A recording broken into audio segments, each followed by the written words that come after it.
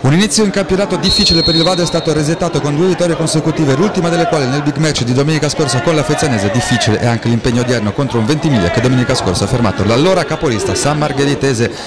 Fase di studio del match che dura 10 minuti, poi il Ventimiglia a rompere gli indugi col tacco di Rea che libera Salzone, classe 99, temporeggia forse un po' troppo e spara su Bonavia.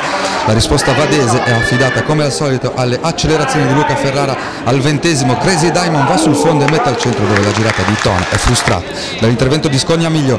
Da un numero 8 all'altro la gara si è accesa e allora Musumarra dal limite, forte ma centrale la botta, Bonavia alza in corner, azione prolungata sugli sviluppi del corner e up and under di Salzone che trova la testa di Alberti, esterno della rete per il numero 5 e brividi per i rossoblù.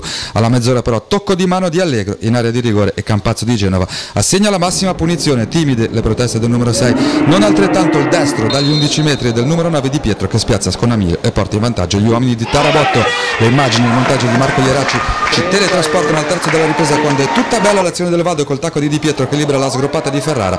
Il suggerimento del numero 11 non trova però nessuno a centro area e allora il Ventimiglia si riversa in avanti, ma al sesto è egoista all'aria che ignora Rea e calcia a lato dal limite dell'area. Il missile terra-aria di Mamone che non scende e fa la barba alla traversa è l'ennesima dimostrazione della vivacità dei frontalieri.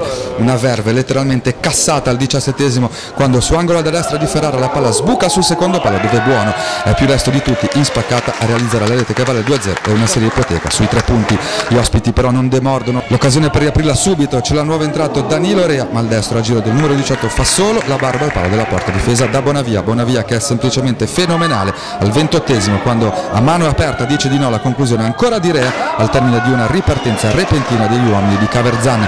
Nel finale lo slalom gigante di Piovano potrebbe valere il terzo gol ma Di Pietro è stranamente poco letale sotto porta, complice la deviazione di Scognamiglio e quella del palo esterno. Piovano che va vicino al gol anche al 40° quando si esibisce in questa semi rovesciata che fa il filo alla traversa. Al Chitolino termina 2-0.